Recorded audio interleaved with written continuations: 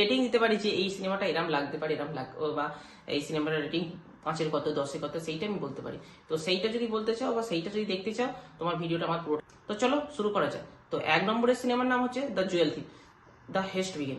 মানে এখানে আমরা একটা মূলত ডায়মন্ড চুরির ঘটনা আমরা দেখতে পাই, যেখানে সাইফ আলী খানকে অভিনয় করতে দেখতে পাওয়া যায়। তবে কি বলবো বা কিভাবে বলবো কথাটা আমি বুঝতে পারছি না, যে এই সিনেমাটা টপ 10-এর মধ্যেও এলো কি করে, টপ 1-এ আছে। মানে এখন 1 নম্বর ট্রেন্ডিং চলছে দ্য জুয়েল থিপ।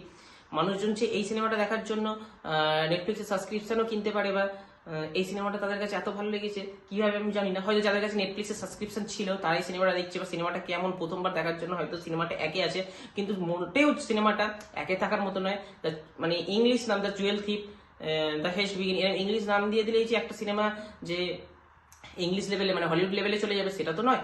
সিনেমাটা এখনো যারা যারা দেখোনি তোমরা দেখে আসতে পারো, বা আমি কখনোই রেকমেন্ডেড করবো না যে সিনেমাটা তোমরা দেখোই অন্য সিনেমার মতো। যে সিদ্ধার্থ আনন্দ যে পাঠান আর ফাইটারের মতো সিনেমা দেওয়ার পর যে এই জুয়েল থিপের মতো সাইফ আলী খানকে নিয়ে যে সিনেমা দেবে, সাইফ আলী খানকে আমরা বিভিন্ন অনেক চরিত্রে বিভিন্ন সিনেমায় বিভিন্ন রকম চরিত্র দেখতে পাই, যেমন এজেন্ট বিনোদে দেখতে পাই, আরো বিভিন্ন বিভিন্ন যে সিনেমাগুলো আছে সে তোমার ফ্যান্টমে দেখতে পাই, বিভিন্ন বিভিন্ন চরিত্রে সাইফ আলী খানকে আমরা দেখি, ভালোবাসি। কিন্তু তার জুয়েল থিপে যে চরিত্রে দেখতে পেয়েছি সেটা একদমই ভালো লাগেনি। আর জুয়েল থিপে যে ডাইরেক্টরকে মানে সরি যে অফিসারটাকে দেখিয়েছে, সে কি কি বোঝাতে চেয়েছে যে তাকে সাইফ আলী খানকে আরো ভালো দেখানোর জন্য তাকে এত বোকা দেখিয়েছে, সিনেমাটা সেখানেই শেষ হয়ে গেছে। সেখানেই সিনেমাটার প্লট 90% শেষ হয়ে গেছে, যে একটা পুলিশ অফিসার কোনোদিনই অত বোকা হতে পারে না, বা একটা মানুষকে ধরার জন্য বা অত দিকে, যেটা আমরা বুঝতে পারছি, যেটা সবাই বুঝতে পারছে, সেটা পুলিশ অফিসারটা বুঝতে পারছে না। এই জিনিসটা কখনোই হতে পারে না। তো জুয়েল থিপে এই জিনিসটা দেখানো হয়েছে, আর এই জিনিসটা দেখানোর জন্য সিনেমাটার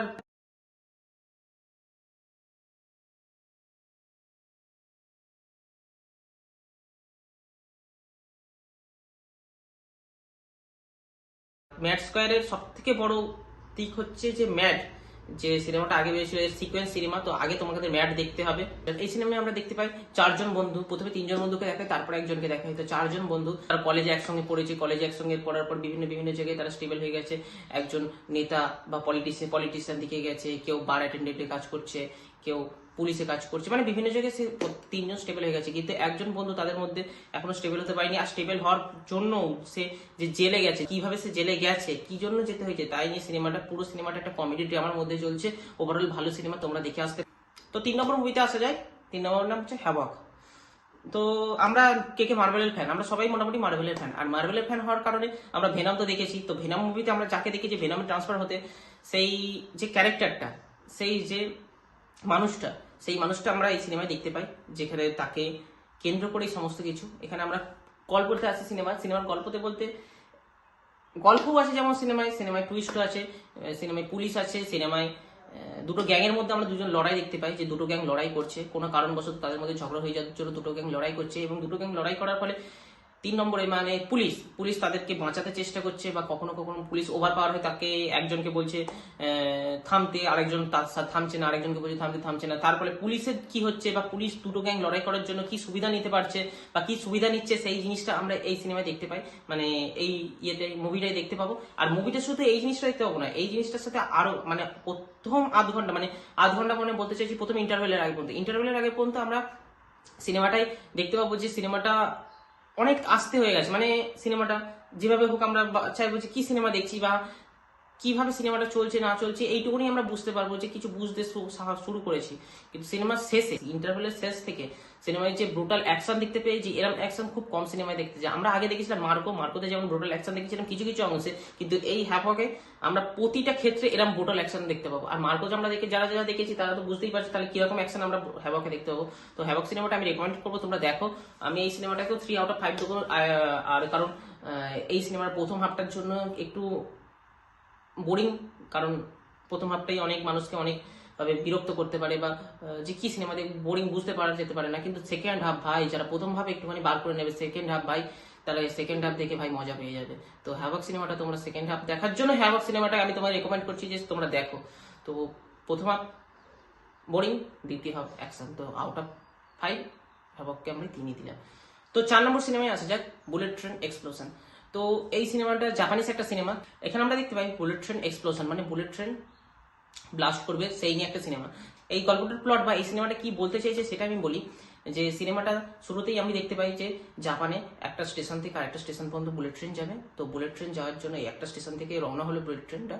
তো যেই রওনা হলো, তো রওনা হওয়ার কিছুক্ষণ পর যখন তার স্পিড 130, 140, 150 কি তারও বেশি 200-র কাছাকাছি স্পিড চলে গেল, তখন জানা যায় বা জানানো হয় যে একটা নাম্বারে ফোন আসে যাদের ট্রেনের ট্রাফিক কন্ট্রোলে, যে এই বুলেট ট্রেনে বোম লাগানো আছে। আর সেই বোম লাগানোর ফলে 100 স্পিড, মানে বুলেট ট্রেনটার স্পিড যদি 100-র কম হয়, তাহলে বুলেট ট্রেনটা বোম অ্যাক্টিভেট হয়ে যাবে আর বুলেট ট্রেনটা ব্লাস্ট করবে, অ্যাক্টিভেট হয়ে গেলে ব্লাস্ট করবে।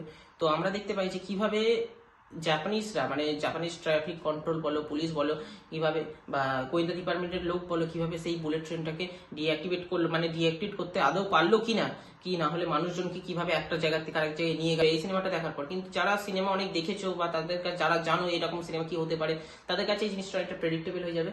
তো এই সিনেমাটাকে আউট অফ 2 দেবো, কারণ আমার ভালো লেগেছে সিনেমাটা, আমার সত্যি ভালো লেগেছে। কিন্তু শেষের দিকে যে এরপরে এইটা হবে, এরপরে ওইটা হবে, আমরা আগে থেকেই জেনে যাচ্ছি বা আগে থেকেই বুঝে যেতে পারছি যে সিনেমাটা এই পরে এটা হতে চলেছে। তো তো সেই কারণে সিনেমাটাকে আমি 5-এর মধ্যে 2 দেবো।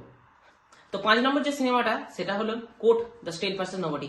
এই সিনেমাটার ব্যাপারে আর কত কি বলবো তোমাদের, কারণ এই সিনেমাটা নিয়ে সম্পূর্ণ ভিডিও আমি তৈরি করে দিয়েছি। এটা 5 নম্বরে আছে, কেন জানি না এটা 5 নম্বরে আছে, আমার ক্ষেত্রে এটা 3 নম্বর কি 4 নম্বরে থাকা উচিত ছিল, জায়গা আছে 5 নম্বরে আছে যখন ভালো। কিন্তু তোমরা এই সিনেমাটা দেখো, আমি মাস্ট রিকমেন্ড করবো এই সিনেমাটা দেখার জন্য। এই সিনেমাটার প্লট আমরা সবাই জানি, আর যেটা আমরা জানি না তোমরা আমার ভিডিও থেকে দেখে নিতে পারো। আর তাই সিনেমাটার ব্যাপারে বেশি বললাম না। তো তবে এই সিনেমাটাকে আমি 5-এর মধ্যে বলেছি 4.5 দেবো, অবশ্যই 4.5 দেবো, কারণ আমার নিজস্ব, মানে নিজের ব্যক্তিগতভাবে এই সিনেমাটাই আমার খুব ভালো লেগেছে। তো সিনেমাটা তোমরাও দেখো। নাম্বার 6 ছাবা।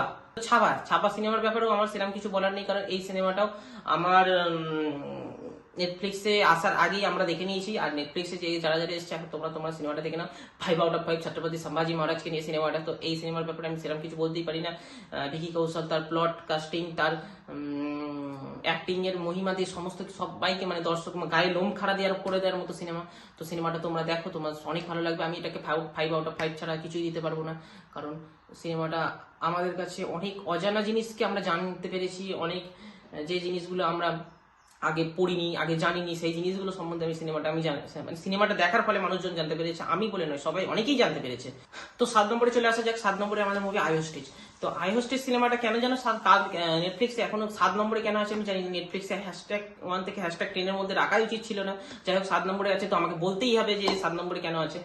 তো এই সিনেমাটা আমরা কি দেখতে পাই, এই সিনেমায় দেখতে পাই যে একটা ছেলে আছে যে অ্যাপেল স্টোরে ঢোকে, এবং অ্যাপেল স্টোরে ঢোকে ফোন নিয়ে ফোন ঘাটাঘাটি করে, এবং ঘাটাঘাটি করার পর সেখানে বন্দুক নিয়ে যায়, এবং বন্দুক বার করে, ব্যাগ থেকে বন্দুক বার করে সবার উপর ফায়ারিং করতে থাকে, ওপরে ফায়ারিং করতে থাকে, কাউকে মারে না, কারোর উপর ফায়ারিং করিনি প্রথমে, ওপরে ফায়ারিং করতে থাকে। এবং ফায়ারিং করার ফলে সবাইকে হোস্টেজ মানে সবাইকে, এখানে যারা যারা ছিল অ্যাপেল স্টোরের মধ্যে সেখানকার কর্মীরা, আর যারা যারা ফোন দেখতে যায়, ফোন কিনতে যায়, তাদের ফোন বলো যাই বলো না কেন, তারা ওখানে কেনাকাটি করতে যায়, তাদেরকে তারা সে বন্দি বানিয়ে নেয়। এবং সেই বন্দি বানিয়ে নিয়ে কিভাবে সে পুলিশের কাছ থেকে তারা ছাড়লো, বা পুলিশ তাদের কিভাবে ছাড়ালো, এই নিয়ে সিনেমাটা। যে মাঝে মাঝে তোমাদের, আমার মনে হয় না তোমাদের এই সিনেমাটা দেখা উচিত, তোমরা দেখতে পারো তোমাদের মন সেটা, কিন্তু আমার কাছে এই সিনেমাটা #10 1 থেকে 10-এর মধ্যে কিছুই নেই। আমি নিজস্ব রেটিং দেবো একে 5-এর মধ্যে 1। এর পরের সিনেমাটা বলতে চলেছি, কারণ এই কথাগুলো বললাম কারণ এই পরের সিনেমাটা ড্রাগন বলতে চাই, যে ড্রাগন এদের থেকে #1 2 3-এর মধ্যে কি 4-এর মধ্যে আসার সিনেমা, কিন্তু ড্রাগন #8-এ আছে। তো যাই হোক, #8-এ থাকলেও টপ কয়েকটা মুভিজের মধ্যে ড্রাগন একটা। এখানে আমরা নিজেদের জীবন বা নিজেদের লাইফ নিয়ে, মানে নিজেদের লাইফটাকে আমরা সেখানে তুলে ধরতে পারছি, যে একটা বেকার ছেলে যে সারাদিন থাকে বাড়িতে একা, বা সে তার বন্ধুদের টাকায় ঘোরে, তার বন্ধুদের টাকায় ঘোরার ফলেও তার গার্লফ্রেন্ড তার কাছে থাকে না, গার্লফ্রেন্ড তার কাছ থেকে চলে যায়, যে গার্লফ্রেন্ড বিয়ে করে অন্য জায়গায়, যেহেতু তার গার্লফ্রেন্ড তাকে বলেছে যে সে কিছু করে না, তার জন্য গার্লফ্রেন্ড বিয়ে করে নিয়েছে অন্য জায়গায়। তো সেই আগে সে কলেজে ডিগ্রি ফেক সার্টিফিকেট বার করে, এবং তার জন্য সে চাকরি করে, এবং চাকরি করার ফলে তারপরে তার জীবনে যে মোড়গুলো আসে, নতুন মেয়ে আসে, নতুন গার্লফ্রেন্ড আসে, যাকে সে ভালোবাসে, কিন্তু তারপরেও যে টুইস্টগুলো আসে, বিয়ে করার আগেও তাদের যে টুইস্টগুলো আসে, তারপরে তার বিয়ে হয় না। তো এই সমস্ত জিনিসটা একটা সিনেমার মধ্যে ফুটিয়ে তুলেছে, এবং মানুষের, মানে প্রত্যেকটা মানুষের জীবনে যারা হোস্টেল লাইফে লিড করে, মানে হোস্টেল লাইফে থাকে, তাদের হোস্টেল লাইফটাকে সুন্দর করে ধরে রেখেছে, যে হোস্টেল লাইফে কি হতে পারে সেই জিনিসটাকেও এই সিনেমার মধ্যে তুলে ধরা হয়েছে। তো ড্রাগন সেই হিসাবে নামটা, যেহেতু ছেলেটা নিজস্ব নাম দেওয়া ড্রাগন, তো সিনেমাটার নাম ড্রাগন। তো ড্রাগন সিনেমাটা সত্যি দেখার মতো সিনেমা, তোমরা অবশ্যই দেখো। আমি এটাকে 5-এর মধ্যে 3 রেটিং দিলাম, কারণ 2 রেটিং আমি কমিয়েছি, বা 2 নাম্বার আমি কমিয়েছি অন্য কারণে, যে সিনেমাটার টুইস্ট ভালো, সমস্ত কিছু ভালো, কিন্তু সিনেমাটা একটু একঘেয়ে টাইমের হয়ে গেছিল একটা সময়। তো সেই হিসাবে কাটা। তো না হলে সিনেমাটা 5-এর মধ্যে অ্যাটলিস্ট 4 তো দিতাম, 4 না হলেও 3 শিওর, 3 3.5 শিওর। তো তোমরা সিনেমাটা দেখো। হ্যাশট্যাগ 8 আছে নেটফ্লিক্সের মধ্যে। তো পরের সিনেমায় চলে আসি, #9 দেবা। এটা অনেকদিন আগে, মানে কিছুদিন আগে বেরিয়েছে আই থিঙ্ক, তাই কারণে এটা #9-এ আছে দেবা সিনেমাটা। তো দেবা সিনেমাটা ওই এতগুলো সিনেমার মধ্যে সব থেকে মানে অ্যাকশন তো আমি দেখতেই চাই, অ্যাকশন তো পাবো এই সিনেমাটায়, তারপরে সুন্দর একটা প্লট বা স্টোরি নিয়ে এই সিনেমাটা তৈরি। তো দেবা সিনেমাটা তোমাদের সবার দেখা উচিত, আমি বলছি। #5-এর মধ্যে #4 আমি রেটিং দিলাম। আর দেবা সিনেমার সব থেকে বড় দিক দেবা সিনেমায়, যে সিনেমাটায় অ্যাকশন যেমন দেখিয়েছে, বন্ধুত্ব দেখিয়েছে, ভালোবাসা দেখিয়েছে, আবার শত্রুতাও দেখিয়েছে, যে বন্ধুর সাথে বন্ধুত্ব করা যায়, আবার বন্ধুর সাথে সেই পরিমাণ শত্রুতাও করা যায়। একটা সিনেমার মধ্যে সমস্ত কিছুটা ফুটিয়ে তোলা হয়েছে এই দেবা সিনেমায়। তো দেবা সিনেমাটা তোমরা দেখো। আর দেবা সিনেমায় আমি দেখি শাহিদ কাপুরের যে সুন্দর একটা অভিনয়, মানে দুমুখ অভিনয় যেটাকে আমরা বলতে চাইছি। শাহিদ কাপুর একদিকে পুলিশের দিকে অভিনয়, যে তার নিজের যেই সবার সামনে তার বন্ধুর জন্য জীবনও দিয়ে দিতে, সবার সামনে তার বন্ধুর জন্য জীবনও দিয়ে দিতে পারে। আবার লুকোনো একটা অভিনয় আছে তার, যে সবার চোখের আড়ালে সে গ্যাং লিডার বা বিভিন্ন গ্যাংয়ের মেম্বারদের সাথে সে জড়িত, যাকে তারা সে সবার সামনে মেরে দিচ্ছে, কিন্তু তারপরেও সে সেই গ্যাংয়ের সাথে জড়িত হয়ে সে 2 নম্বরই কাজ করছে। সেই 2 নম্বরই কাজ কেউ যদি ধরে ফেলে তাকে সে মেরে দিচ্ছে, কোনো পুলিশ অফিসারই হোক বা কোনো সাধারণ মানুষই হোক বা যেই হোক না কেন, সে নিজের লোক ছাড়া সে মেরে দিচ্ছে। তো নিজের বন্ধুকেও সে মেরে দিয়েছে এমনকি। তো আমি এটাকে রেটিং দিলাম 5-এর মধ্যে 4। তোমরা এই সিনেমাটা অবশ্যই অবশ্যই অবশ্যই দেখবে, সিনেমাটা তোমাদের কাছে খুব ভালো লাগবে। #10-এর মধ্যে হচ্ছে টেস্ট সিনেমাটা। তো টেস্ট একটা, মানে যারা ক্রিকেট ভালোবাসে তারা টেস্ট নাম শুনলেই বুঝতে পারবে যে হয়তো একটা কোনো ক্রিকেট রিলেটেড সিনেমা। হ্যাঁ, অবশ্যই ক্রিকেট তো আছে। সিনেমাটাকে আমি রেটিং দিলাম 5-এর মধ্যে 4, কারণ সিনেমাটা আমার কাছে সত্যি অনেক ভালো সিনেমা। আর সিনেমাটায় আমরা দেখতে পাই অর্জুন বলে একজন ক্রিকেটার, যে ইন্ডিয়া পাকিস্তান টেস্টের জন্য খুব আগ্রহী। সে বিসিসিআই এর কাছে, মানে বিসিসিআই তার সবই জীবনটাই ক্রিকেট, আবার ক্রিকেটই তার জীবন, মানে তার কাছে ক্রিকেটটাই সব, সে ক্রিকেট ছাড়া কিছু বোঝে না। আরেকজনকে দেখতে পাই সর্বনান বলে একটা ক্যারেক্টার, যাকে আমরা বিক্রম বেদায় দেখতে পাই। তো সর্বনান বলে যে ক্যারেক্টারকে দেখতে পাই, সেই ক্যারেক্টারটা এমন ক্যারেক্টার, সে একজন সায়েন্টিস্ট, যে বিভিন্ন কিছু বানায়, সবার কাছে ফেলিওর, এমনকি সারা পৃথিবীর কাছে সে ফেলিওর হিসাবে, ব্যর্থ হিসাবে আছে। কিন্তু সে যেহেতু সায়েন্টিস্ট বানায়, এবার সায়েন্টিস্ট যেহেতু সে বিভিন্ন প্রজেক্ট বানায়, তো সেই তার প্রজেক্টের জন্য তার টাকা চায়। তো সেই টাকা নেওয়ার বা টাকা পাওয়ার জন্য সে সব কিছু করতে পারে। আর একটা ক্যারেক্টারকে দেখতে পাই কুমুদা বলে একজন, প্লেড অ্যাজ নয়নতারা যে সে এই ক্যারেক্টারে অভিনয় করেছে। তো সে মা হতে পারছে না, এবং মা হতে না পারার জন্য সে বিভিন্নভাবে সব চেষ্টা করে যাচ্ছে, কিন্তু তারপরেও সে মা হতে পারছে না। তো তাদের অর্জুন, সর্বনান, এদের দুজনকে কে ধরে রেখেছে? কুমুদা বলে একজন। তো এই হলো এই সপ্তাহে নেটফ্লিক্সের টপ 10 মুভি। আর যে যে মুভিগুলো আগে বেরিয়েছে বা যে মুভিগুলো সামনে বেরিয়েছে, তো সেগুলো উপরে আছে, আর যে মুভিগুলো একটু আগে বেরিয়েছে তো তারা একটু নিচে আছে, কিন্তু টপ 10 মুভিগুলোর হচ্ছে এই লিস্টটা। তো তোমরা যারা যারা এখনো নেটফ্লিক্সে এই মুভিগুলো দেখোনি, তো এই মুভিগুলো দেখে নাও। যে মুভিটা তোমার ভালো লাগবে তুমি সেই মুভিটা দেখতে পারো। সেই মুভিটা তুমি নেটফ্লিক্সে সার্চ করে, এমনকি গুগলে সার্চ করেও পেয়ে যাবে হয়তো, তো সেটা দেখতে পারো।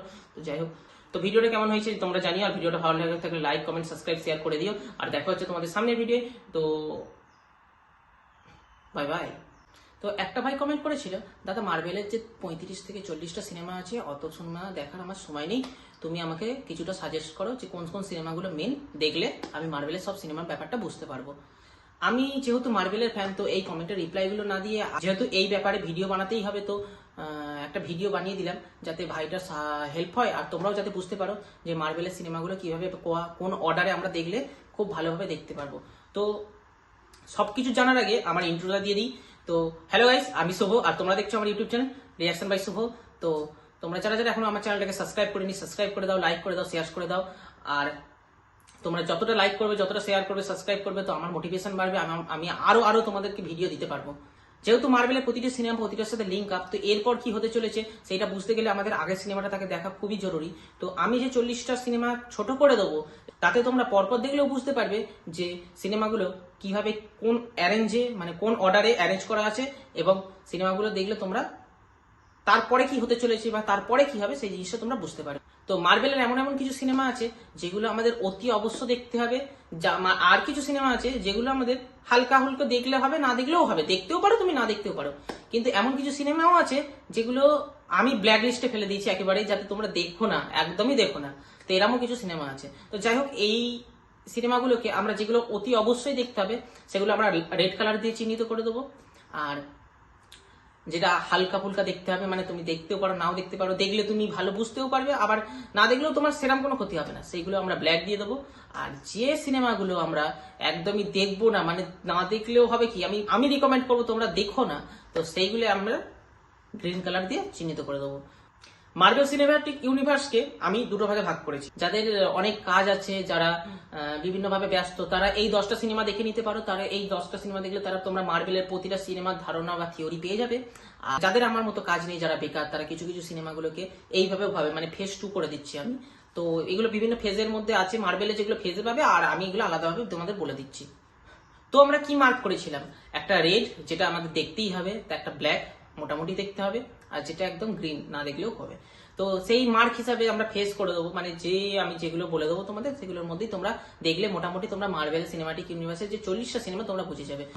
তারা ওই প্রথম 10টা, 40টা থেকে আমি 10টা, মানে বুঝতেই পারছো প্রতি 4টে সিনেমা থেকে একটা সিনেমা আমি নিচ্ছি, যাতে তোমরা মোটামুটি 90% হলেও, 100% হয়তো বুঝতে পারবে না, 90% হলেও তোমরা বুঝতে পারো যে এরপরে এই জিনিসটা হবে, তাহলে মার্বেল সিনেমা তোমরা ওই কটা দেখলেই হবে। তো প্রথমেই চলে আসি 2008-এর আয়রন ম্যান, যেটাকে আমরা রেড রেড গ্রুপের মধ্যে ফেলবো। কারণ আয়রন ম্যান না দেখলে আয়রন ম্যান কিভাবে এলো, বা আয়রন ম্যান কিভাবে হলো, কোন পরিস্থিতি থেকে সে আয়রন ম্যান হলো, তো এই জিনিসগুলো তোমরা দেখতে পাবে না, বা এই জিনিসগুলো তোমরা বুঝতে পারবে না। তো তোমাদের 2008-এর আয়রন ম্যানের প্রথম পার্ট আয়রন ম্যান তোমাদের দেখতেই হবে, এটা 1 নম্বর। তারপরে চলে আসি দ্য ইনক্রেডিবল হাল্ক, 2008-এই বেরিয়েছিল। এই হাল্কের সাথে আমাদের এখনকার হাল্কের কোনো সম্পর্ক নেই, লিঙ্ক নেই। কিন্তু এই হাল্ককে আমরা দেখলে কি বুঝতে পারবো, এই হাল্ককে দেখলে আমরা বুঝতে পারবো যে হাল্ক কিভাবে হাল্ক হয়েছে, সেই জিনিসটা বুঝতে পারবো, যে গামা রেডিয়েশনের ফলে হাল্ক হয়েছে। তো এই জিনিসটা বোঝার জন্য আমাদের ইনক্রেডিবল হাল্ক দেখতে হবে। হ্যাঁ, এই যে আমরা এখন যে ব্রুস ব্যানারকে দেখতে পাই অ্যাজ এ হাল্ক, কিন্তু সে কিভাবে হাল্ক হয়েছে সেই জিনিসটা হয়তো সেখানে পাবো না, বা সেখানে নেই। কিন্তু দ্য ইনক্রেডিবল হাল্ক তোমরা দেখতে পারো। এইটা আমি দিলাম এটাতে ব্ল্যাক বক্সে, বা ব্ল্যাক গ্রুপই বলতে পারো। এটা প্রথমটা দিয়েছি রেড গ্রুপে, এটা দিলাম ব্ল্যাক গ্রুপে। তারপরে আমরা দেখতে পাই থরকে, 2011-য় বেরিয়েছে থর। তো থরকে না দেখলে আমরা থর কি, কোথা থেকে এলো, অ্যাসগার্ডের থর কিভাবে সে অ্যাসগার্ডের রাজা হলো, বা সমস্ত কিছু আমরা থর না দেখলে বুঝতে পারবো থর কতটা ওর্দি ওই হাতুড়ি নেওয়ার জন্য। তো 2011 থরকে আমাদের দেখতেই হবে, এটাও আমরা রেডের মধ্যে করলাম, কারণ থরকে না দেখলে থর আমরা বুঝতে পারবো না। তো এখানে আমরা দুটো পেলাম, আয়রন ম্যান আর থর। তারপরে চলে আসি 2011-র Captain America the first avenger সিনেমায়। কারণ ক্যাপ্টেন আমেরিকা ফার্স্ট অ্যাভেঞ্জার সিনেমা না দেখলে আমরা ক্যাপ্টেন আমেরিকা সম্বন্ধে জানতে পারবো না, আর ক্যাপ্টেন আমেরিকা সম্বন্ধে না জানতে পারলে তো আমরা মার্বেলের কিছুই জানলাম না। তো 2011-র Captain America the first avenger তো আমাদের দেখতেই হবে, এটাও রেডের মধ্যে ফেলছে। তো এখন আমি যেগুলো যেগুলো রেডের মধ্যে রাখছি শুধু সেইগুলো বলবো, কারণ ব্ল্যাকের গুলো আমি পরে বলছি, কারণ পরের গ্রুপে আমাকে সমস্ত নিয়ে আলোচনা করতেই যেহেতু হবে। তো ব্ল্যাক গুলো আমি সেখানে বলবো যে কোনটা তোমরা দেখবে, কোনটা একদম কম দেখবে। তো রেডের মধ্যে আমি প্রথমে নিলাম আয়রন ম্যান, তারপরে নিলাম থর, তারপরে নিলাম captain America the first Avenger. আমি লাস্টে লিস্ট দিয়ে দেবো, মানে এই ভিডিওটার শেষে লিস্ট পেয়ে যাবে তুমি। তারপরে তার পরের বছর চলে এলাম 2012-তে বেরিয়েছিল অ্যাভেঞ্জার্স। কারণ অ্যাভেঞ্জার্স তো আমাদের দেখতেই হবে, অ্যাভেঞ্জার্সে কিভাবে Captain America, Thor, iron man, Hulk, Hawkeye, black widow, মানে সবার নাম আমি যেখানে বললাম তোমরা হয়তো কয়েকজনের নাম শোনোনি, কিন্তু যাই হোক এরা কিভাবে এক হলো, কিভাবে এক হয়ে সারা দেশকে, পৃথিবীকে বাঁচালো, তো এই ব্যাপারটা চলে আসছে। তো অ্যাভেঞ্জার্স আমাদের একদমই দেখতে হবে, কারণ অ্যাভেঞ্জার্স না দেখলে মানে একদমই কিছু বুঝতে পারবো না। তো অ্যাভেঞ্জার্স এটাও রেড গ্রুপে দিয়ে দিলাম। তো এটা হয়ে গেল 4 নম্বর। তারপরে আমরা সোজা ওখান থেকে চলে এলাম থর দ্য ডার্ক ওয়ার্ল্ডে, 2014-ই বেরিয়েছিল এই সিনেমাটা। থর কিভাবে থর হলো, এমনকি অ্যাসগার্ড, মানে এখানে অ্যাসগার্ডের ঘটনা দেখানো হয়েছে, থর কিভাবে থর হলো, থরের বাবা কি ছিল, মানে ওডিনের সম্বন্ধে বিভিন্ন জানানো হয়েছে। কারণ এইটা ছাড়া রেড গ্রুপের মধ্যে অন্য কিছু দেওয়ার প্রশ্ন ভাবাই যায় না। তো থর দ্য ডার্ক ওয়ার্ল্ড তোমাদের 2014, এটাও রেডের মধ্যে হয়ে গেল 5 নম্বর। তারপর আমরা চলে এলাম 2016 ক্যাপ্টেন আমেরিকা সিভিল ওয়ার। তো সিভিল ওয়ার আমাদের অবশ্যই অবশ্যই দেখতে হবে।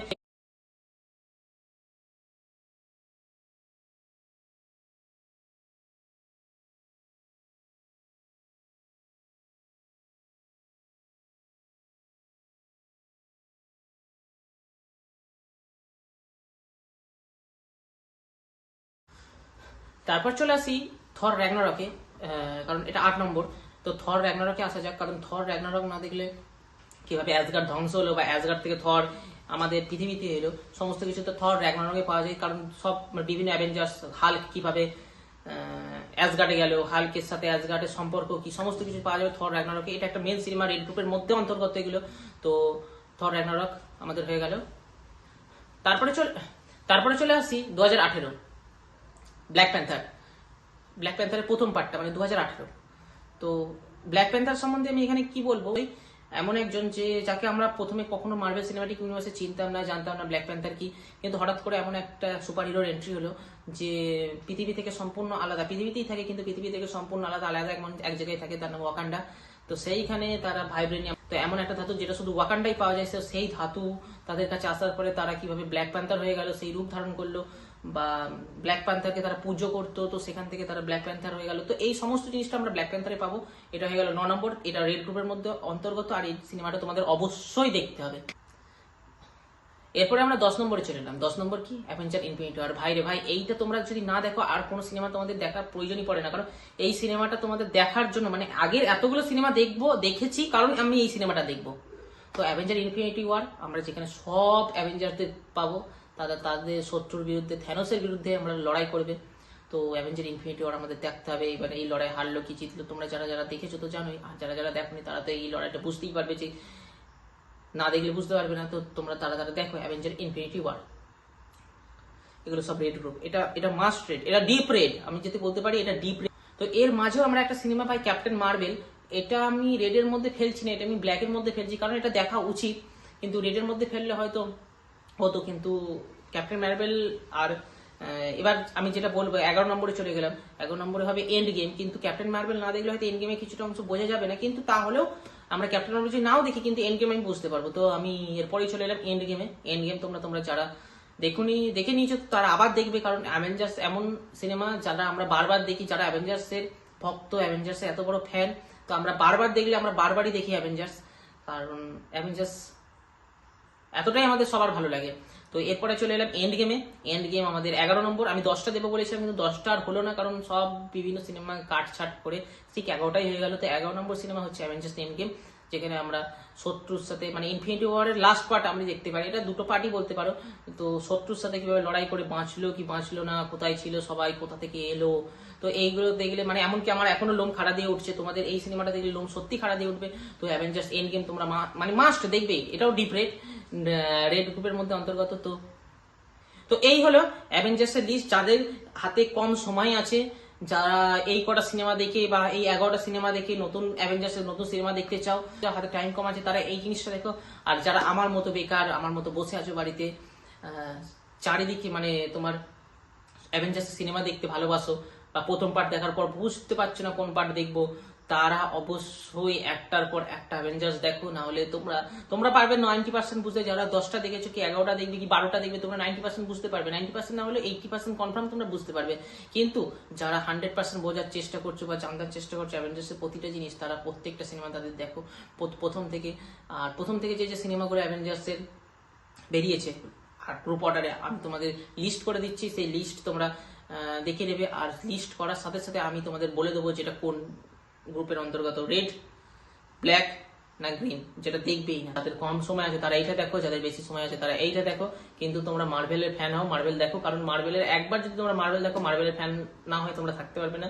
তো যাই হোক, ভিডিওটা কেমন লাগলো তোমরা জানাও। আজকে মার্ভেলের ব্যাপারে বললাম, মার্ভেলের ব্যাপারে আমি বলিনি, ওই একটা ভাই কমেন্ট করেছিল বলে আমরা বলতে বাধ্য হলাম। যাই হোক, বাধ্য হয়নি কিছুই, বলটা ভালোই হলো যে মার্ভেলের ব্যাপারে আমার বলা হলো।